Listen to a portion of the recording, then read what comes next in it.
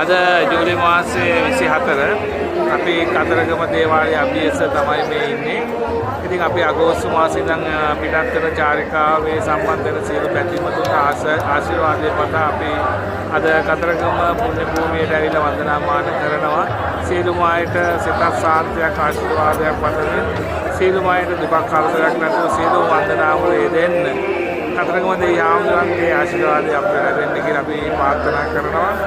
ඒ වගේම මේ දොරටුවේ අභියසයේ ඉන්නේ මේ දොරටුවෙන් ඇතුල් වෙන සියලුම අයට සිතක් සාන්තියක් ඉෂ්ට වෙන බව අපේ ඊටාම විශ්වාසයක් තියෙනවා. ඉතින් අද දවසේ අපි මේ අගෝස්තු මාසයේ චාරිකා පිටත් වෙන ඒ වගේම 2026 අගෝස්තුවේ පිටත් වෙන සෑම පැතිමතුන්කම ආශිර්වාදයේ පතා අද අපි මේ සිතක් සාන්තියක් ඉෂ්ට කරන අවස්ථාවක තමයි අපි